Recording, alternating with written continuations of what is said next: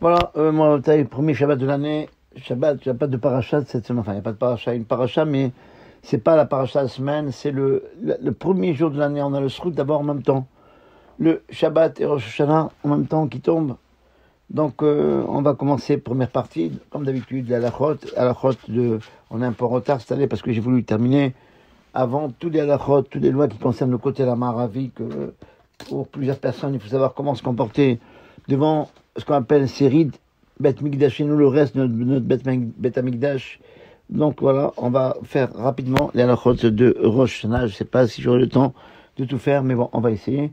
Donc la veille de Rosh Hashanah, on se lève tôt à la synagogue, on fait plus de stichot et des tachanunim, des supplications, et chacun, il doit faire attention, bémet, de faire souvent, de retourner vers Hachem ce jour-là, parce que c'est, comme dit le Ben Ishraï, c'est le dernier jour de l'année, et tout dépend comment on termine l'année, et surtout, le Ben Ishraï disait, tout dépend, c'est tellement important, de faire attention surtout à la dernière tfila de demain, de vendredi avant Shabbat, parce que, pas parce que c'est vendredi, parce que c'est la dernière prière de l'année, tout dépend comment on va terminer l'année avec Kadosh Baruch Hu, qu'on la termine bien, parce que Akol Olech Ahar Hitum, parce que comme dans un courrier, tout dépend comment on la termine avant la signature, et ça c'est le plus important. Donc faites attention à votre filote ce soir, demain, faites des bonnes filotes, tous les filotes de la journée, parce que les filotes de Harvit,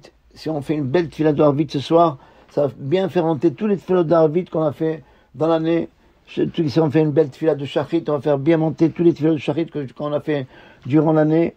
Et pareil pour Mincha, et Mincha, c'est celle qui va faire monter toutes les filotes de l'année. Donc faites tout surtout attention à Mincha. N'allez pas en dernière minute pour faire cette fila, allez plutôt pour pouvoir faire Mitkaven, pensez bien, et quoi, fasse en sorte que il m'a des Michel Tova, que tout ce qu'on va lui demander, il est pas obligé d'exaucer. On lui demande Ben Hachem qu'il exauce si c'est pour notre bien. C'est toujours, on dit toujours les Tova, ça veut dire il faut que ce soit pour notre bien. On demande à Dieu, lui il a la cueillette, il doit choisir qu'est-ce qui est pour notre bien, on peut pas savoir. Des fois, comme j'ai dit aujourd'hui dans le shiur, des fois quelqu'un il demande d'être riche. Et si peut-être il va être riche, quand il va être riche, il va avoir une maîtresse, il va jouer au casino, il verra pas ses enfants. Des fois, la richesse, c'est pas le haut cher et le haut cher. La richesse et le bonheur ne vont pas toujours ensemble. Donc voilà, donc fais attention aux filotes aujourd'hui et demain, le dernier jour de Rosh Hashanah.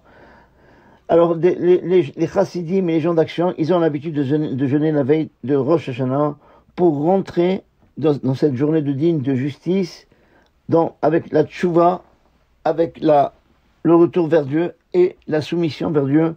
Et chacun a le droit de jeûner. C'est pas une preuve de dire, voilà, moi, alors qu'il n'y a pas durant, peut-être il y a des choses qu'on n'a pas le droit de faire dans la vie, parce que les gens, ils font tout. Ils font surtout les misotes que, comme on dit chez nous, Shoufouni Anas, que les gens, ils le voient. Comment il fait, tout ça pour se montrer. Mais il y a beaucoup de choses qu'on n'a pas le droit de faire, on n'a pas le droit de dévoiler. Mais en tous les cas, ce jeûne-là, c'est pas une preuve de grandeur. Et au contraire, on veut rentrer, on veut faire plaisir à Hachem, on veut rentrer dans la tchouva par le retour vers Dieu et la soumission vers Dieu. Et donc c'est pour ça que chacun a le droit de faire. Mais par contre, celui qui sait que s'il va jeûner, il sera pas tranquille, il pourra pas faire des bonnes filotes le soir de Rosh Hashanah, ou bien il pourra pas bien faire le seder de la Souda, tout le programme qu'on fait dans la Souda, dans le repas de la nuit de Rosh Hashanah, il vaut mieux ne pas jeûner.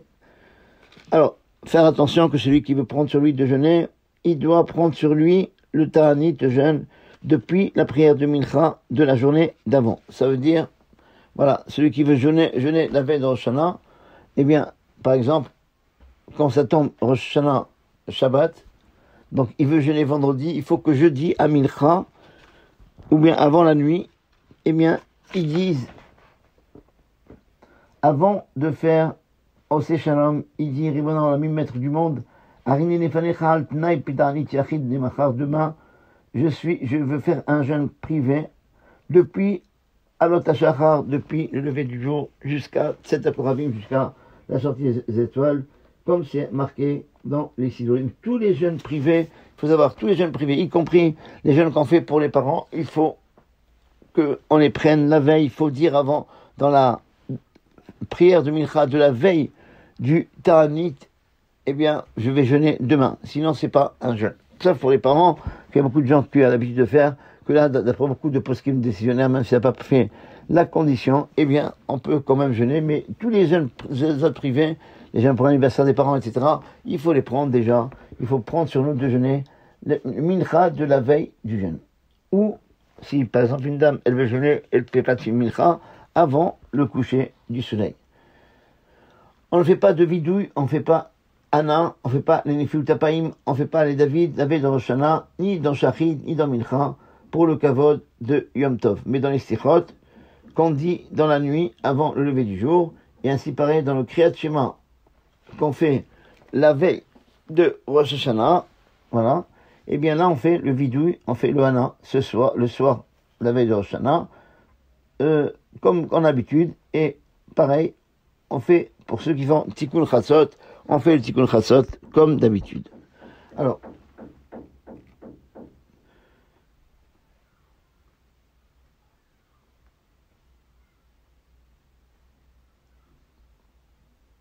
ceux qui commencent les sichot tôt, alors ils doivent commencer les sichot assez tôt pour qu'ils aient le temps de terminer les David qui se trouvent dans la fin des sichot avant le lever du jour.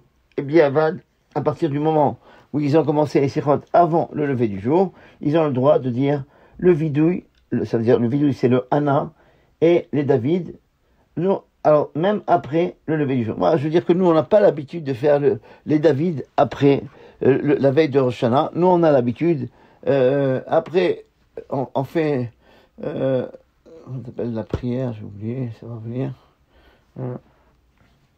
Après le Zikaron, les Fanecha Vashahak, on fait El Melech Yoshev Al Kisei Rahamim. Après, on fait seulement, on saute tout, on fait que Atanou, les deux Atanou, et Shomer Israël. Nous, c'est comme ça qu'on avait, comme ça on avait l'habitude de faire à Tunis, et c'est aussi le minag de Livourne, comme ça, que la veille de Rosh Hashanah et la veille de Yom Kippour, on fait pas les David juste après. Donc, je répète, juste après Zikaron, le dernier Vayavor, on fait Vayavor, et après, on fait directement Atanou, et après, Shomer Israël. Alors, dans tous les cas, même pour ceux qui font le vidouille, il faut qu'ils aient commencé les sichot avant le lever du jour. Mais, si on commence le sichot après le lever du jour, il faut voir qu'on dirait que leur slé, ça s'appelle Alot Hashecha, et à plus forte raison pour ceux qui font les sichot après la prière de Shachrit, eh bien, ils doivent sauter le vidouille, et pour certains, même le lait David, s'ils ont l'habitude de le faire. Alors, on a l'habitude de faire Atarat Nedarim, l'annulation des vœux et des malédictions, ce qu'on appelle Atarat Nedarim ou Klalot, la veille de Rosh Hashanah, pour rentrer à Rosh Hashanah dans la pureté des fautes des Nedarim, des fautes des vœux qu'on a pu faire, parce que la punition elle est très grande et on veut être propre de tout Klalot, de toute malédiction, ou bien si on nous a mis dans le ciel en quarantaine à cause d'une avéra qu'on a fait, ou bien on a fait des choses, des choses qui sont pas bien. Et voilà, donc on va étudier un peu rapidement la halachot de Atarat Darim, pourquoi ça sert, pour qui ça sert, etc. Parce que Atarat Darim, ça n'enlève pas tous les Darim, on va voir juste après à quoi ça sert. Donc il faut savoir d'abord que Atarat Darim, on peut faire même dans la nuit, et même avant Chatzot, même avant la moitié de la nuit. Et c'est pourquoi ceux qui ont l'habitude de faire les sichot à la moitié de la nuit, ils peuvent pas venir après, comme on est Israël, ils font les sichot à minuit et demi. Et s'ils attendent après les sichot pour faire les Atarat Nedarim, l'annulation des vœux, eh bien, ça va faire très très tard, puisque il faut, on va dire, 1 heure de sichot. Ils vont commencer Atarat Nedarim qu'à partir d'1 heure et demie. Donc s'ils veulent commencer avant les sichot, dans la nuit, avant Chatzot, ils ont le droit de faire Atarat Nedarim pour alléger sur le tzibour, parce qu'on a une journée très chargée, le jour de Rosh Hashanah avec les tfilotes, et c'est pour ça, si on peut faire dormir les gens plus tôt, Inematov. Et pareil, ceux qui font les sichot le matin tôt, et il n'y a pas eu encore le lever du jour, ils veulent faire les sichot avant le matin, avant la tfila de Shachrit, ils ont le droit de le faire. Voilà. Quand Rosh Hashanah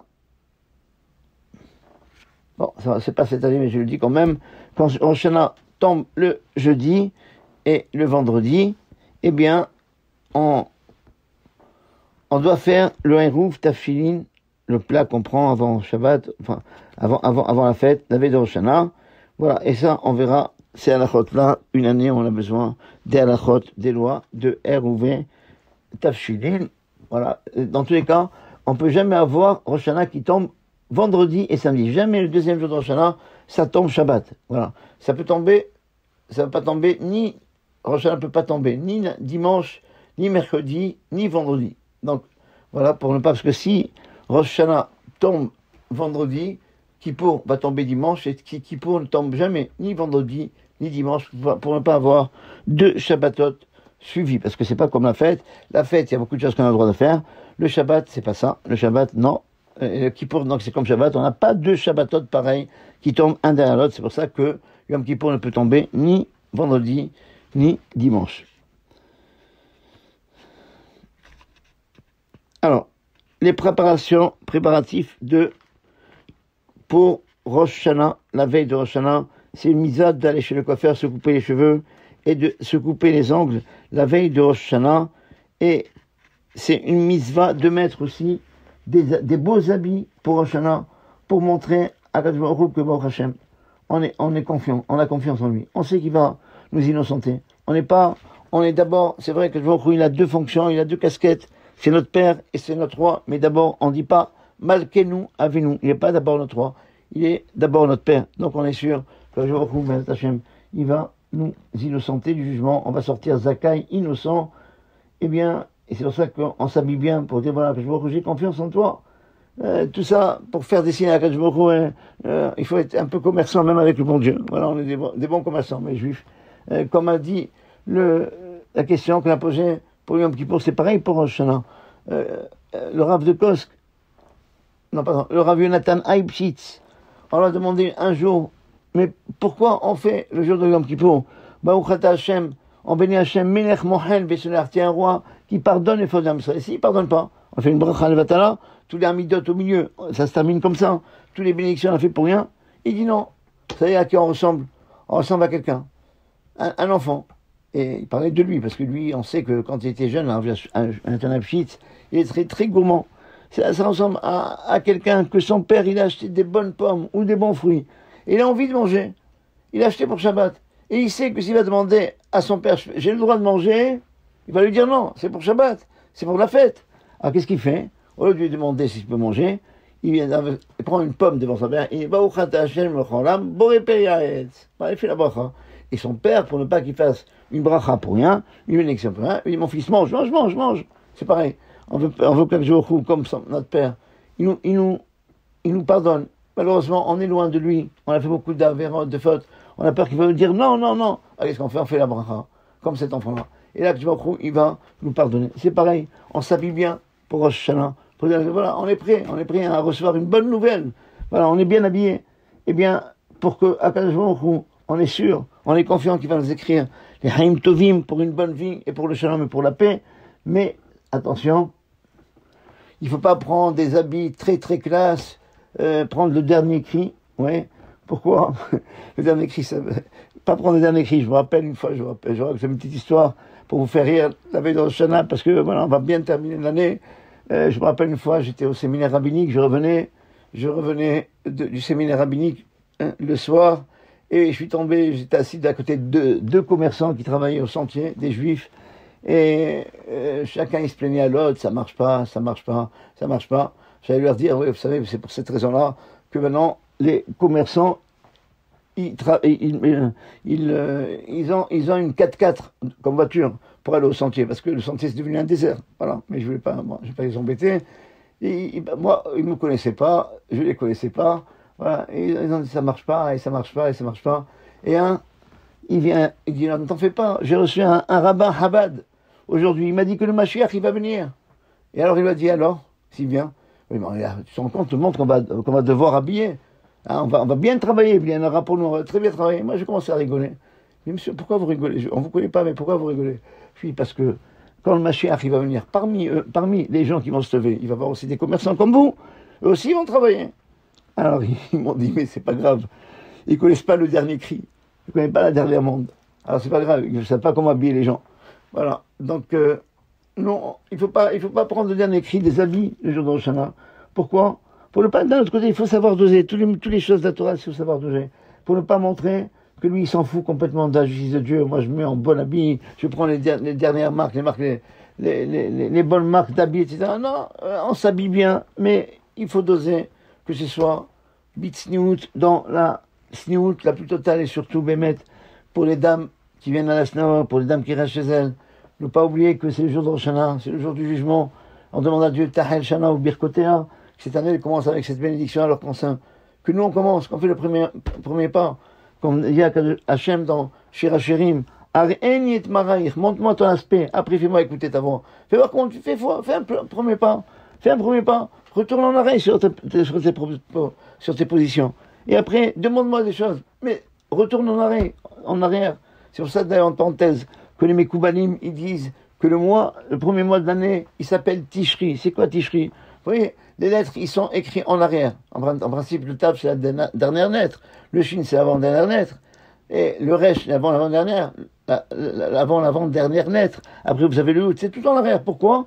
Pour montrer qu'on doit revenir en arrière pendant ce moment-là. Et bien, à ce moment-là, je écoute notre fille. Donc, c'est pour ça que je demande à toutes les femmes de s'habiller bien le jour de Rosh Hashanah, respecter les règles de la sniout, venir à la synagogue avec la tête couverte, au moins faire cet effort-là pour le jour de Rosh Hashanah, faire cet effort-là pour le jour de Shabbat, que la sniout d'une femme, c'est ça, sa beauté. La discrétion de la femme, la façon qu'elle s'habille, c'est ça, sa beauté, c'est ça, sa grandeur. Les femmes qui se montrent de partout, c'est pas ça leur force. Leur force, c'est être sanois, comme la Levana. On la voit pas, elle est pas là quand il y a le soleil. Et bien, mais par contre, au moment où on a le plus besoin d'elle, quand c'est la nuit, il n'y a personne pour nous éclairer. C'est elle qui nous éclaire. La femme, elle est comparée à l'Evana. Elle doit éclairer comme ça dans la discrétion. Elle doit être toujours derrière son mari. Mais c'est elle qui prend, on sait que c'est elle qui prend toutes les décisions, comme on va lire dans la paracha de cette semaine, que la Baruch dit à Abraham, Kol asher tomar enecha Sarah, tout ce que Sarah elle te dit, écoute-la, écoute ta femme. Certains disent que c'est la 11e épreuve de Abraham. Moi, je sais pas, mais en tous les cas, on va vous dire que voilà, c'est ça la force d'une femme, c'est qu'on a l'impression que c'est lui, Abraham, la vedette. Et Sarah, on la voit pas tellement. Mais c'est elle qui prend toutes les décisions. Donc c'est pour ça, faites attention, que les femmes, ils viennent bien habillés, que les hommes, ils viennent avec les Kavod Hag, pour le Kavod Hag, avec des beaux costumes. Il faut faire attention, j'ai dit dans le cours des dames cette semaine, il y a beaucoup de gens qui viennent à la synagogue. Une fois, j'ai fait ma amida devant un monsieur qui était devant moi, il y avait un t-shirt, et le t-shirt derrière, il y avait la tête d'un squelette. Ouais, alors je lui ai dit, écoute, j'ai mal fait de prier derrière toi, mais pourquoi? Je lui ai dit, non, dans ma prière, je dis, mais Hayametim, que Dieu, il réveille les morts. Et toi, tu mets un squelette devant moi, il va me dire, tu te moques de moi. Voilà. Bien habillé. Et donc, c'est un bon minag, la veille, pour le Rosh Hashanah, de mettre des habits blancs, parce que la couleur blanche, c'est un siman de pureté et de pardon des fautes, comme c'est marqué, Imiyu chataechem kashanim, si vos fautes, elles sont rouges comme le pourpre, eh bien, ils seront blancs, Bez Hashem, comme la neige. N'oubliez pas, c'est important de multiplier la tzedaka, la veille de Rosh Hashanah, et c'est une mitzvah d'envoyer de la nourriture à ceux qui n'ont pas. C'est ça, une vraie fête chez nous, des choses bonnes pour des familles de pauvres. Comme c'est marqué, Shilhum Manot, envoyer des cadeaux à ceux qui n'en ont pas. Et ce pasouk-là, il a été dit pour Rosh Hashanah, comme on sait. Alors c'est bien que la femme, elle pétrit, elle fait des chalotes, même si elle a l'habitude d'acheter, c'est bien qu'elle pétrit de la pâte pour Rosh Hashanah, pour faire les chalotes. Pourquoi? Parce que c'est d'abord le kavod du Yom Tov, et aussi pour avoir le srout au moins une fois dans l'année, de faire la mitzvah de chala, du prélèvement, la veille de Rosh Hashanah. Et en plus, c'est pas seulement pour ça, il y a une raison d'après la Kabbalah encore plus grande, c'est que n'oubliez pas que la veille de Rosh Hashanah, c'est à part le jour de Rosh Hashanah lui-même, mais c'est la veille de la création de l'homme. Et Akadosh Baruch Hu a demandé à la femme de prendre la chala parce qu'elle, elle a, entre guillemets, escanté la chala d'Hachem. Adam Arishon, c'était la chala de Dieu. C'est comme elle faisait une pâte. Eh bien, et la chala de Dieu, c'était Adam Arishon. Elle a escanté la chala de Dieu. On lui demande de prendre la chala. Alors, c'est bien de se tromper dans un mikvé pour les hommes la veille de Rosh Hashanah, parce que la tahara, la pureté du corps, elle amène la tahara de l'âme, la pureté de l'âme. Et même celui qui n'a pas l'habitude de se tremper dans un mikvé tous les jours de l'année, il doit faire attention de se tremper la veille de Rosh Hashanah pour rentrer dans cette journée sainte avec doucha, avec pureté et sainteté. C'est bien de faire attention de ne se tromper au mikvé que 2 heures avant Chatzot, parce que c'est là où commence, pas avant, c'est parce que c'est là où commence la Kedusha du premier jour de Rosh Hashanah, de Rosh Hashanah, pardon. La Kedusha de Rosh Hashanah, elle commence à partir 2 heures avant Chatzot. Ça veut dire que le Chatzot, après, si on va dire, c'est 1h47. En ce moment, l'heure saisonnière, c'est à peu près 1 heure. Donc si c'est 13h47, c'est bien d'aller au mikvé à partir de 11h47, ça veut dire vers midi moins quart. C'est bien de se tromper 5 fois le soir, le jour de Rosh Hashanah, veille de Rosh Hashanah. La première, il doit penser à la pureté du corps. La deuxième, pour enlever tout le casse, faire le tikkun, la réparation de la colère durant l'année. La troisième, penser à adoucir le din, la justice de Dieu, et amener sur lui la chassadim, la bonté de Dieu, la miséricorde. Pourquoi? Parce que n'oubliez pas que l'eau du mikvé, c'est considéré comme chassadim. Dans la 4e trempade, il doit enlever tous ses habits de la neshama des jours de Chol, et aussi il doit penser en même temps que la Kadosh nous enlève tous les calottes, toutes les malédictions de l'année. La 5e fois qu'il se trompe, alors il doit penser à la lumière de la Gdusha du Yom Rosh Hashanah qu'il va recevoir, et il pense en même temps Tachel Shana, que cette année elle commence avec ses bénédictions. Voilà.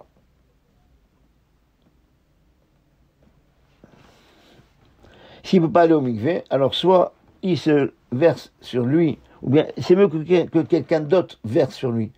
Parce que c'est difficile de verser sur lui comme ça d'un bloc, en un seul coup. Et donc c'est pour ça c'est mieux que de se verser sur lui 12 litres et demi avec une douche. Et ou bien, s'il ne peut pas faire ça, au moins il fait ce qu'on appelle la Netilat Yadayim spéciale.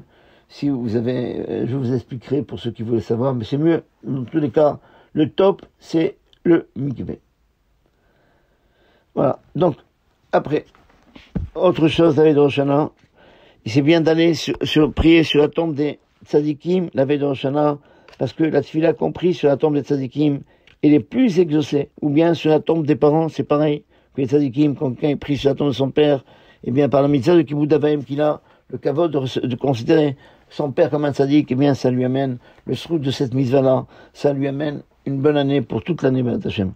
Quand il prie sur la tombe d'un tzadik, n'oubliez pas de ne pas demander au tzadik lui-même, mais demander à Hashem que par le srout du tzadik, le mérite du tzadik qui est enterré là-bas, eh bien, que Akadosh Baruch Hu lui donne.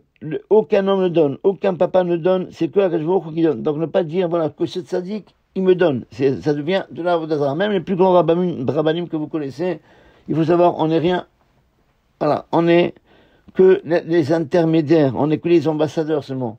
Mais pas, je ne parle pas de moi, mais bon. Et si il rentre,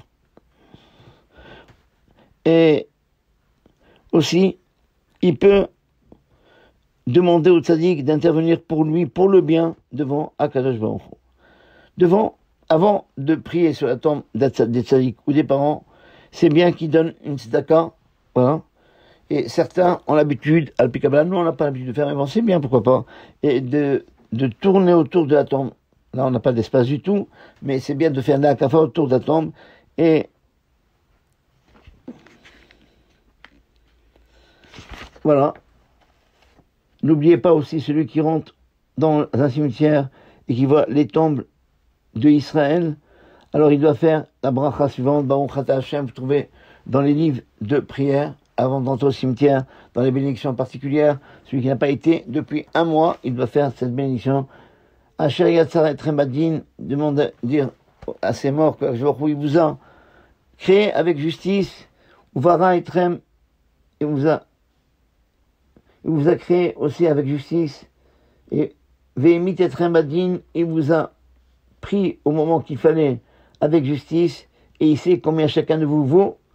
Ou Veu Atid, et lui, dans le futur, Baz Hashem, Atid et Ahayotrem, ou Velakimchem Badin, il va vous ressusciter avec la justice, Ba'uchata Hashem, Mechametim. Ça, c'est ce bracha que l'on fait en rentrant au cimetière, si on n'a pas été depuis un mois. On est en Israël. Bien, Baruch Hashem, il marque cette bracha à l'entrée du cimetière. Nous, on n'a pas encore les moyens de le faire. Pas les moyens, mais il faut qu'on sente un peu qu'on est en galoute. Voilà, mais n'oubliez pas de prendre un livre de tefila pour faire cette bénédiction. Et encore une fois, je dis, n'oubliez pas que cette bracha-là, on l'a fait que si on n'a pas été pendant un mois, ou bien qu'il sait qu'il y a une nouvelle tombe qui s'est ajoutée depuis qu'il a été la dernière fois, il sait qu'il y a eu l'enterrement, et il faut faire attention de faire cette bracha à 2 mètres des tombes pour ne pas se moquer de ceux qui sont iftarim, qui n'ont pas la mitzvah de... ils ne peuvent plus faire les mitzvot. On allume les rotes de Rosh Hashanah, et avant d'allumer, on fait la bracha suivante. N'oubliez pas, c'est pas Yom HaZikaron, on n'allume pas parce que c'est le jour du souvenir, on allume parce que c'est Yom Tov. Donc la bracha, c'est comme tous les autres Yom Tov. Ba'uchat Hashem, Elokeinu melech haolam, asher kideshanu b'mitzvotav v'tzivanu, le'adlik ner shel Yom Tov. Voilà. C'est ça la bracha comme les autres fêtes. Et si ça tombe Shabbat, on dit le'adlik ner shel Shabbat ve'Yom Tov. Bon, il y a certaines femmes qui ont l'habitude de faire Shechianu au moment de l'allumage, mais le mieux, c'est qu'elles font la Shechianu non pas au moment de l'allumage, mais elles pensent s'acquitter par la bracha du mari. Alors, moi, je voulais parler un peu maintenant, peut-être le deuxième cours, on va faire aussi une partie à la fois, parce qu'il y a tellement de choses à dire. Voilà, on va parler des halakhot spéciales de cette année, lorsque Rosh Hashanah tombe Shabbat. Bon, d'après le Ben Ishraï, quand Rosh Hashanah tombe Shabbat, eh bien, on ne dit pas Shalom Aleichem, on ne dit pas Eshet Ra'il, on ne dit pas pour ceux qui font Azamer Bishvachin, ils font pas ces choses-là, mais ils disent Atkinu Seudata, et voilà, et ils font le Kiddush. Voilà. D'après le Ben Ishraï, c'est comme ça. Nous, on a l'habitude quand même de faire Shalom Aleichem, Eshet Ra'il, comme d'habitude. Rosh Hashanah qui tombe Shabbat, on ne sonne pas le shofar, et le deuxième jour, donc, comme on n'a pas sonné le premier jour, on fait Shechianu, alors que nous on fait habituellement que le premier jour, on fait Shechianu que le deuxième jour, et par contre, une communauté, ou bien un particulier, Sfarad, qui s'est trompé, et qui a sonné le jour du Shabbat, et il a fait Shechianu, eh bien, ils ne feront pas Shechianu le deuxième jour, parce que, en réalité, sonner du shofar, c'est pas une melacha, c'est pas un travail, c'est ce qu'on appelle, c'est une chokma. Chokma va traduire par, c'est une technique. Il faut savoir comment attraper le shofar, comme ça, le son va sortir. Vous avez des fois des gens qui sont très très faibles, ils arrivent à sonner, et des gens très forts qui n'arrivent pas, c'est parce que c'est une technique, c'est pas une force, c'est pas une melacha, c'est une chokma. Et c'est pour ça que d'après la halacha, on a vu que même celui qui, par exemple, il a l'habitude de faire sortir le jour du Yom Kippour, enfin, les Shabbats et Yom Tov à l'heure de Rabbeinu Tam, il n'est pas, d'après la halakha stricte, il n'est pas obligé de faire attendre toute la communauté jusqu'à la sortie de Rabbeinu Tam. Il peut sonner même avant, il n'y a pas de issur, puisque c'est une chokma, c'est une technique, et non pas une melacha. Voilà. Bon, moi, j'ai une bonne communauté qui m'attendent, enfin, ils ne les attendent pas pour rien. On fait comme dit Rav Meir Mazout, parce que je sais que quand on va sonner le shofar, tout le monde va partir. Et on va se créer un accusateur très grand dans le ciel. C'est que la première mitzvah qu'on a après le Ta'anit, c'est Arvit, tout le monde va partir. Alors quoi, ils ont fait leur commission, ils ont été pardonnés, ils partent. Alors nous, on a pris l'habitude, Baruch Hashem, avec le consentement, au début un peu forcé, mais maintenant que le consentement total de la communauté de sonner le shofar qu'après Arvit, et que comme ça, Baruch Hashem, toute la communauté elle reste pour la tefila de Arvit, on fait le shofar le Kaddish de Baruch Hu, de Arvit, pour donner le srout à toute la communauté, le mérite à toute la communauté d'assister à Arvit. Quand Donc, Rosh Hashanah, Tom Shabbat, n'oubliez pas, c'est important de savoir, vous savez, la deuxième bracha du milieu essayez de voir ça avant la tfila, du milieu du Moussaf. C'est ce qu'on appelle Zichronot. On dit que Dieu, il se souvient de l'homme. La deuxième bracha. Normalement, c'est marqué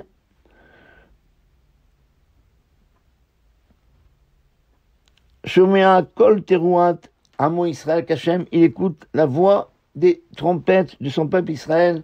Ayom, aujourd'hui, Berachim, avec miséricorde.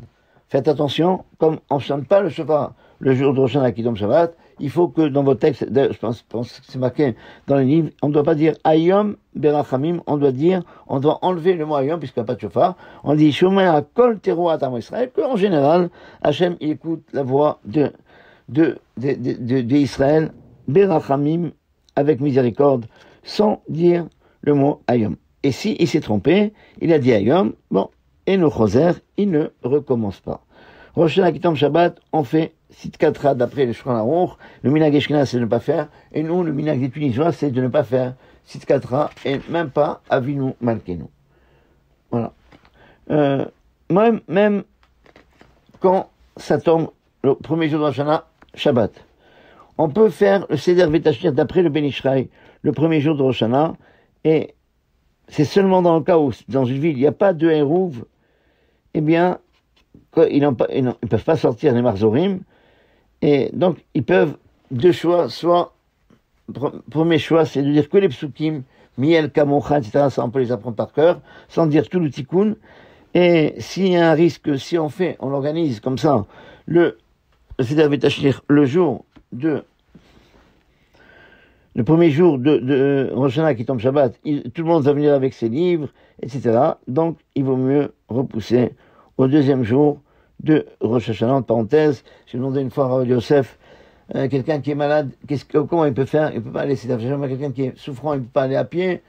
Alors il m'a dit, voilà, le mieux c'est qu'il peut faire même pendant la Seder Timei Teshuvah, le Seder Vetashir, mais il vaut mieux que ce soit le plus proche du jour de Rosh Hashanah.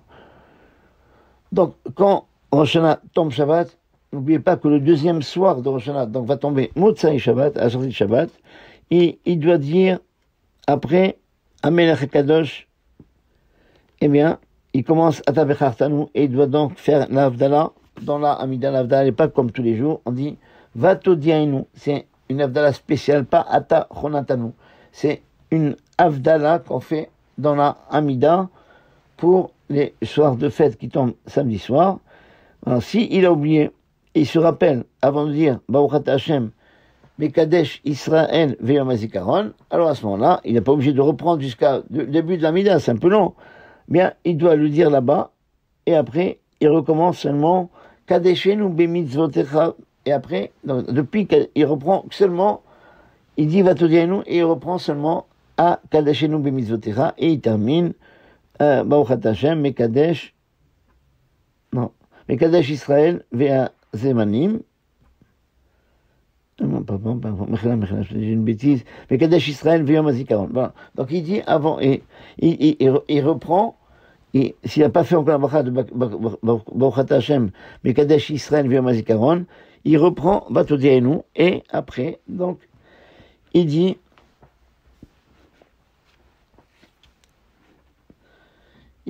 voilà, et il dit la bracha, Mekadesh Israël, Veyom HaZikaron, ça veut dire reprend après depuis Kadeshenu Bemitzvotecha. Voilà, préparez ça avant Shabbat, comme ça vous savez. Maintenant, s'il n'a pas du tout, il n'a pas fait, eh bien, il n'a pas besoin de refaire puisqu'il va faire l'Avdala sur le verre de vin. Voilà. Par contre, faites attention, si on a oublié de dire, va tout dire nous comme on va sortir après Shabbat avec le Marzor, ou des choses comme ça, donc on va faire une Melacha, un travail avant de faire l'Avdala sur le verre, et on n'a pas fait l'Avdala dans la Hamida, alors n'oubliez pas, si vous devez faire sortir votre lit ou bien faire une Melacha, un travail qu'on n'a pas le droit de faire Shabbat, de bien dire Amavdil ben Kodesh, pas l'échol, et même pour une femme qui doit préparer la table après Shabbat, elle doit dire Amavdil ben Kodesh, les Kodesh. Comme quelqu'un qui a oublié, donc à Tachonatanu, il dit ça.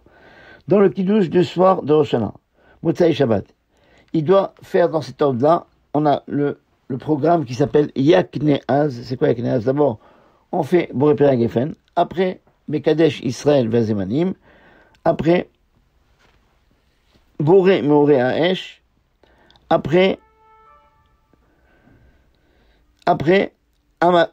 donc, ça c'est le nerf, après le He, Yaknea, c'est Yud, Kouf, Nun, He, Zain. Yud, c'est Yain, c'est Boré Peregefen.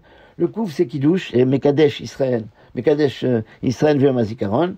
Le Nun, c'est Ner Avdallah, la bougie d'Avdallah. Et après, le Zain, c'est Zman, c'est chez Echianu.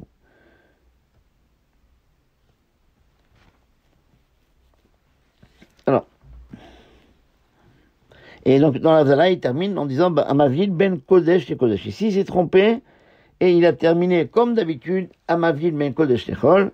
Certains disent qu'il doit refaire la bracha de l'Avdallah, et pour terminer en disant Ben Kodesh Kodesh, certains disent qu'il ne refait pas, et comme il y a une mahlouquette, on a ce principe que vous connaissez bien, que ça fait que brachot, quand on a un doute pour la bracha, on est mekin, on est cool, on n'a pas le droit, alors faites attention aussi à ça, mais c'est important, de ne pas faire la bracha de Boré Meraesh sur une lumière qu'on a allumée, pour allumer par exemple le gaz. Si le but, la fonction, l'objectif de cette lumière qu'on a allumée, c'est pour allumer le gaz, c'est pour allumer les nérodes, etc. Donc c'est pas une lumière qui a été allumée pour éclairer. C'est une lumière qu'on a allumée pour allumer le gaz, allumer les cigarettes, etc. Donc sur cette bougie-là, faites attention, on n'a pas le droit de faire Boré Meoré Haesh. C'est pour ça.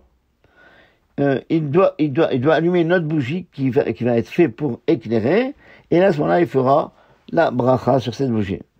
Et faire attention aussi de ne pas avoir ce geste machinal qu'on a toutes les semaines, voilà, et